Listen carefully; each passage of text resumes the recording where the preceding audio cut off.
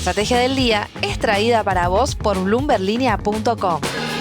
Muy buenos días, estrategas. Soy Francisco Aldaya, editor de bloomberglinea.com, y hoy les voy a contar las 3 noticias más importantes para que arranquen su día. Además, Juan Pablo Álvarez con todo sobre los bonos en la fija. Como siempre, no se olviden de darle clic al botón para seguir a este podcast, de compartir este capítulo, de activar las notificaciones y si te gusta lo que hacemos acá de lunes a viernes, ¿por qué no darnos un 5 estrellas? 1. Los bonos soberanos argentinos denominados en dólares siguen atrayendo la atención de los inversores, incluso después de su rally espectacular que los llevó a subir hasta un 96% en los últimos 12 meses. Si bien el 2025 arrancó con cierta moderación para los globales, los principales brokers del mercado argentino mantienen una mirada constructiva, sobre todo para la parte media y larga de la curva. El optimismo tiene base en el sorprendente giro fiscal que está concretando el gobierno de Javier Milei y que ya logró un superávit primario del 1,8% del PBI el año pasado, cuando se esperaba un déficit del 0,9%. Esa mejora, junto con la baja de la inflación más rápida que la prevista originalmente, sostiene las perspectivas de compresión adicional en los spreads según los brokers. Además, suma respaldo a esta visión positiva para los analistas que el índice de confianza en el gobierno de la Universidad Torcuato Di Tella esté en máximos desde que asumió Javier Milei. Pueden profundizar en el detalle entrando a bloomberglinea.com, pero en líneas generales los bonos apuntados son el GD35, el GD38 y el 41, que según los brokers consultados darían la mejor combinación de potencial alcista y protección a la baja. Y para graficar un poco el upside potencial, si Argentina logra acercarse a niveles de riesgo país como el de Paraguay, los retornos podrían ubicarse muy cerca del 40%. Y aún en escenarios más conservadores, igual se verían ganancias atractivas de 2 dígitos. Para los brokers, el principal desafío sigue siendo el frente externo, con las reservas netas en rojo y vencimientos en dólares importantes por delante. Sin embargo, los brokers esperan que el riesgo país baje lo suficiente durante el primer semestre como para que Argentina pueda volver al mercado internacional y refinanciar sus compromisos. Algunos incluso no descartan que los rendimientos de los bonos argentinos puedan acercarse a los de Brasil si el gobierno mantiene el rumbo actual y logra una mayor presencia en el Congreso en las elecciones legislativas. No está mal recordar que ese riesgo país argentino estuvo por debajo del de Brasil durante el gobierno de Mauricio Macri. 2. El gobierno de Javier Milei avanza con su agenda de privatizaciones, aunque más lento de lo que esperaba inicialmente. De las 41 empresas estatales que había elegido inicialmente, ahora pone foco en 6, donde Enarsa aparece como la principal. Efectivamente, la empresa va a empezar su proceso de privatización vendiendo su participación en Transener, que es la transportadora de energía eléctrica más grande del país. Con un valor de mercado que se acerca a los $1.000 millones, la porción que vendería el Estado andaría por los $262 millones. Pero la venta no va a ser tan simple. Pampa Energía, que ya tiene el 50% de la controlante de Transener, Citelec, no puede aumentar su participación por limitaciones que fija actualmente la ley. Por lo tanto, habrá que ver si se cambia esa ley o si aparece un comprador para la participación minoritaria de Enarsa. El plan del gobierno también contempla vender las centrales térmicas Manuel Belgrano y General San Martín, junto con participaciones en gasoductos. Enarsa entonces mantendría solamente tareas básicas de despacho e importación de GNL, aunque ya renovó su contrato con la americana Accelerate Energy hasta el 2027 en el puerto de Escobar. También aparece en los planes del Estado vender su participación en esa terminal. Para saber más de todos los planes de privatizaciones de los activos de Enarsa, no te pierdas la nota completa de Mariano Espina en bloomberglinea.com, pero antes de cerrar, te quería comentar sobre otra novedad en el mercado de M&A. Es que según reportó Bloomberg News, Telefónica España habría recibido interés de inversores locales y extranjeros por quedarse con su filial argentina. La compañía viene achicando su presencia en Latinoamérica desde el 2019 y no tomaría decisiones importantes hasta que su nuevo CEO termine de revisar todo el negocio.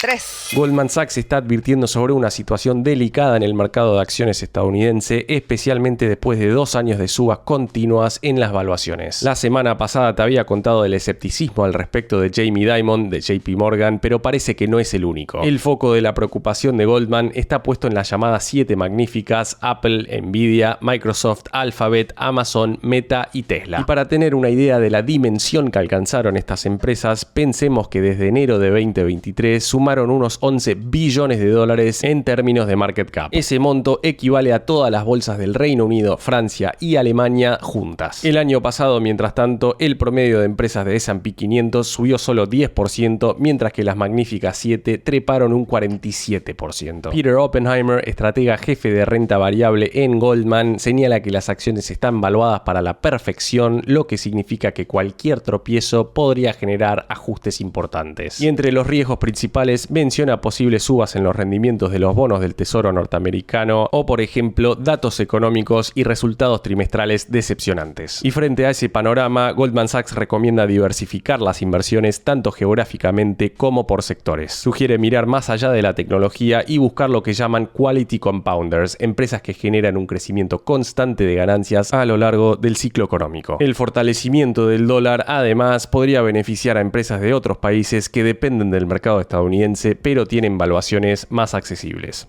Antes de pasar a la fija, veamos rápidamente cómo van a abrir hoy los mercados. El S&P Merval cayó 2,5% el viernes. Fue una jornada más roja que verde para las acciones argentinas en Wall Street, con caídas de hasta 3,1% para Vista y subas de hasta 4,8% para Bioceres. Los bonos ley Nueva York cerraron en verdes de hasta 0,8%. El dólar blue va a abrir cerca de los 1.225 pesos, el MEP en 1.158 y el contado con liqui en torno a los 1.168 pesos. El Banco Central, por su parte, vendió el viernes 4 millones de dólares, mientras que el riesgo país va a abrir cerca de los 631 puntos.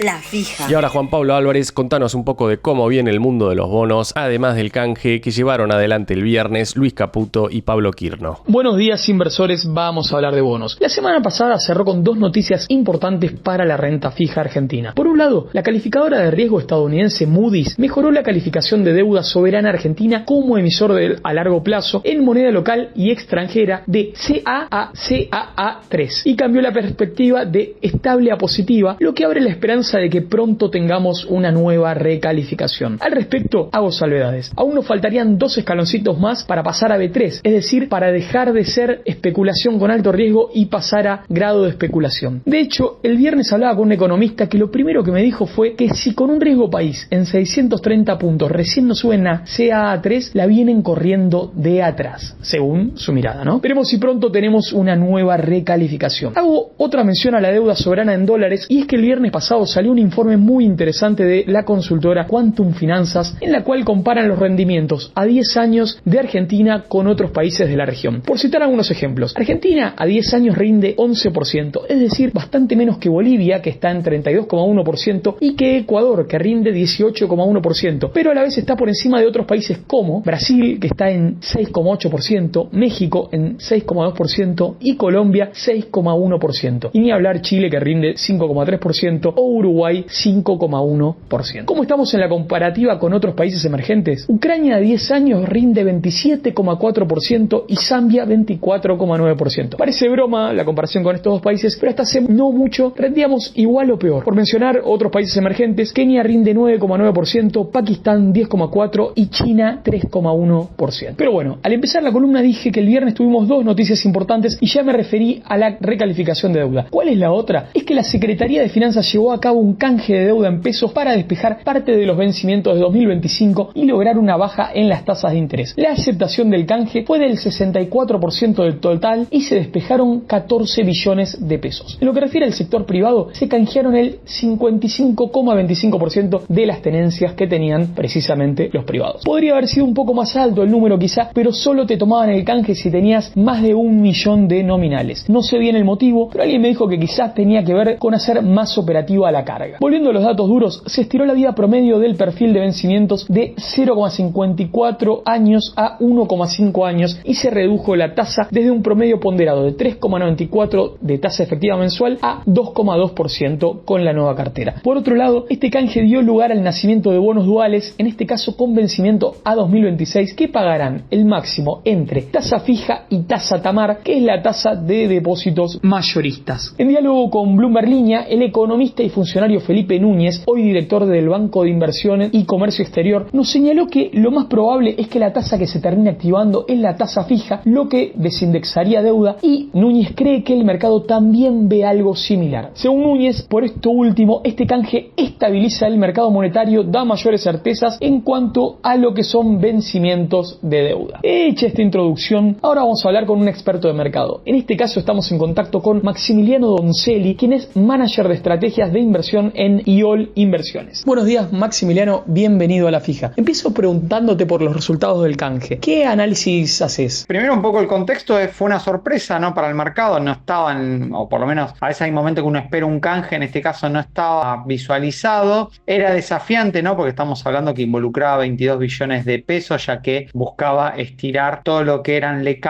de vencimiento de mayo a noviembre, que venían siendo colocadas y bastante exitosas, aunque también con un rollover que estaba menos de 100 en el último tiempo, excepto la última licitación que había estado por encima de 100. Y en este contexto, la verdad que hay que calificarlo como un éxito, ¿no? ¿Por qué? Porque el Tesoro logró rolear el 64% de vencimiento, que estos son 14 billones de pesos, pasando básicamente de una vida promedio de 6 meses a 18 meses, y lo que logró también es que el 55% del sector privado entrara al canje, ¿no? Ahí estimamos que principalmente hay bancos, compañías de seguros, fondos comunes posiblemente hagan un mix, porque ya que por su duration, digamos, tienen que a veces evitar estirar tanto la duration, pero bueno, considerando el universo de inversores y que más de la mitad de la tenencia se hayan sido canjeadas, es muy bueno, y también bajando el costo, ¿no? Porque todas estas LECAP fueron emitidas en contexto de tasas mucho más altas, ¿no? Porque estamos presentes que la baja fuerte de tasas fue en noviembre y en diciembre, después de mayo, ¿no? Tuvimos mayo, y de mayo prácticamente hasta noviembre tuvimos 6 meses sin baja de tasa, y en este contexto baja de tasas es que, digamos, el Tesoro logró, con un contexto de unas tasas mucho más bajas, digamos, rolear la deuda. Así que, digamos, desde ese punto calificado exitoso. El único punto que dejo ahí como cierre de duda es que se emitió un dual que va a salir con una tasa de bancos privada básicamente de plazo fijo, que hoy en día es 2,70. Me parece que el único punto es que complicado va a ser emitir bond cap con tasas mucho más bajas, ¿no? Pensemos que los bond cap deberían ir a tasa de 2,20. Entonces acá el único punto es que con las tasas actuales posiblemente las próximas emisiones sean de duales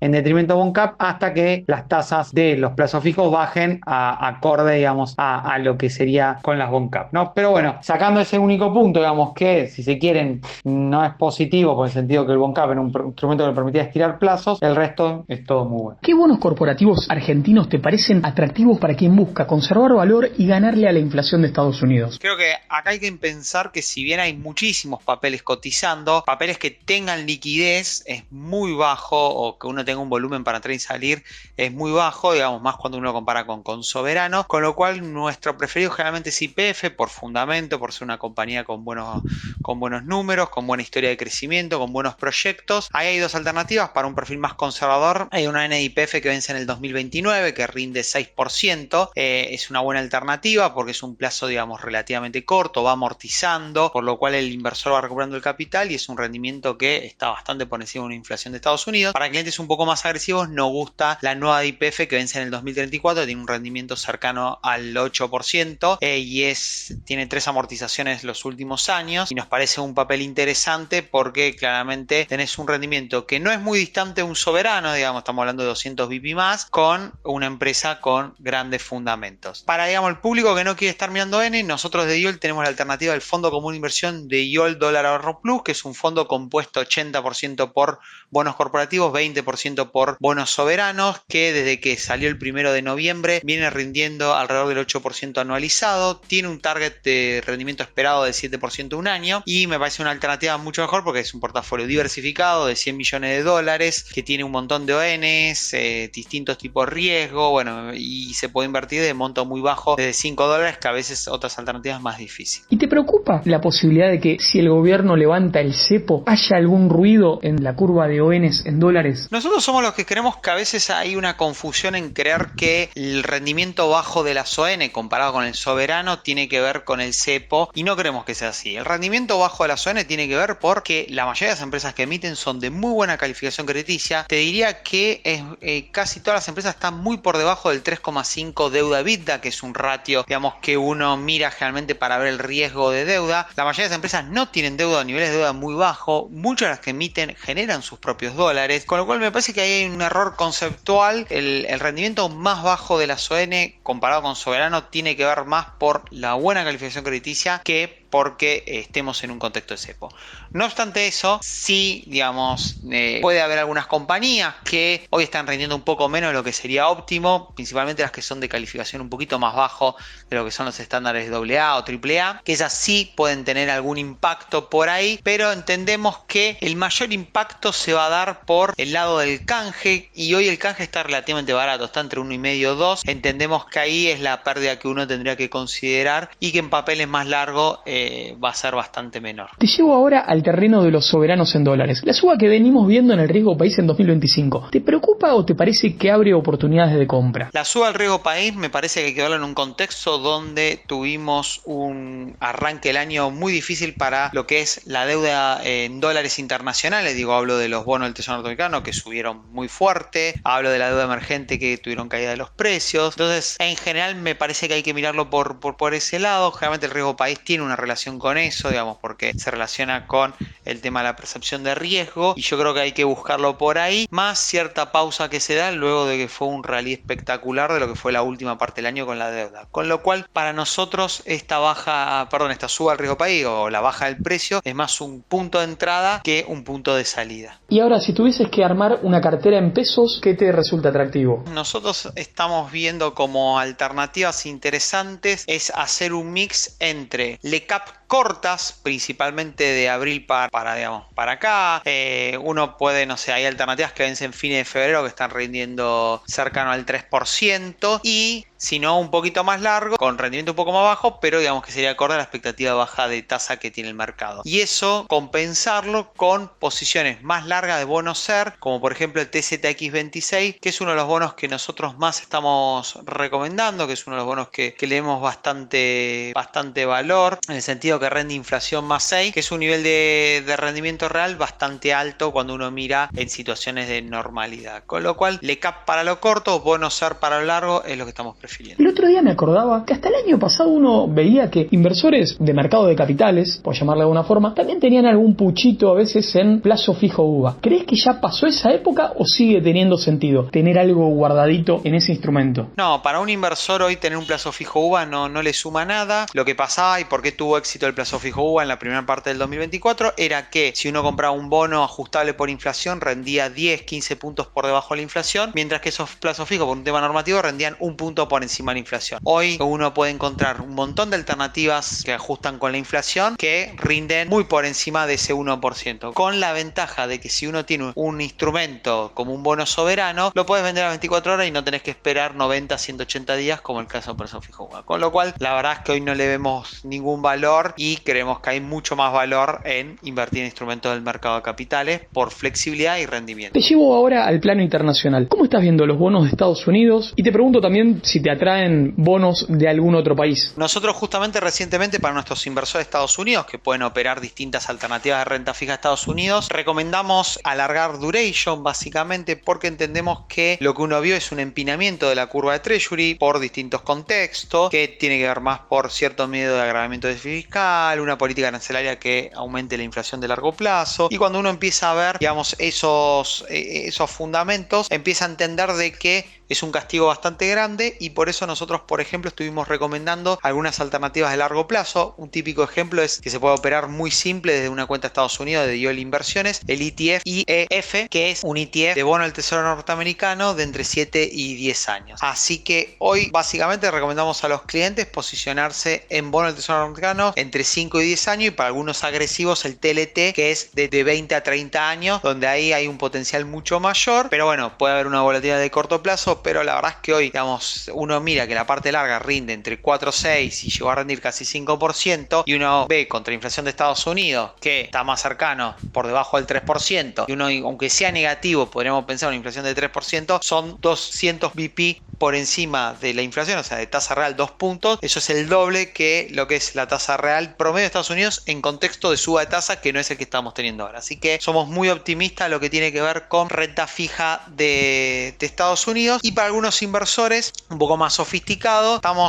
estamos empezando a recomendar mirar renta fija de Brasil, corporativo, no soberano, porque cuando uno analiza Brasil es un país que, más allá de desafío de corto plazo, sigue teniendo muchas reservas, exportaciones, tiene un saldo comercial positivo, tiene un saldo de balance a pago que, si bien es negativo, se compensa con las inversiones, y cuando uno analiza las empresas de Brasil, tiene muy baja deuda en dólares, con lo cual empresas como Vale, que tiene deuda en dólares, pongo el sector minero, Petrobras, que hoy están rindiendo entre 6 y 7%, son una buena oportunidad para diversificar. Muchísimas gracias, Maximiliano Donzelli, por la enorme claridad de conceptos. Estimados oyentes, antes de irme, unos comentarios cortitos. Según un cálculo del broker Facinex Valores, la rentabilidad de los productores sojeros pasa a ser positiva luego del recorte de retenciones que anunció el gobierno la semana pasada. Quizá, y esto es una especulación mía, esto pueda traer algo de alivio al sector agropecuario en un contexto difícil, ya que tengamos en cuenta que en las últimas semanas hablamos de defaults de empresas vinculadas al agro. Pero además pareciera que el impacto en recaudación no va a ser tan importante. ADCAP, grupo financiero, calcula que el recorte de retenciones sería un 0,18% del PBI. Además, esta medida puede dinamizar las liquidaciones del agro, algo clave para que el Banco Central acumule reservas y la deuda argentina luzca más pagable. A nivel internacional tuvimos a un Donald Trump en Davos diciendo que va a presionar para que bajen las tasas de interés, algo que no queda claro de qué forma puede suceder, ya que la Reserva Federal de Estados Unidos es independiente del Poder Ejecutivo. Al mismo tiempo, dijo que las tasas deberían bajar en todo el mundo. Ahora bien, una pista de cómo induciría Trump esta baja de tasas. El presidente estadounidense dijo que le va a pedir a Arabia Saudita y a la OPEP que bajen el precio del petróleo, algo que, francamente, dijo él, esperaba que hicieran antes de las elecciones. Según la mirada del líder republicano, una caída del petróleo daría lugar a exigir que bajen las tasas de interés. En fin, veremos cómo sigue la película. Estimados oyentes, nos volvemos a encontrar el lunes que viene. Que tengan una gran semana.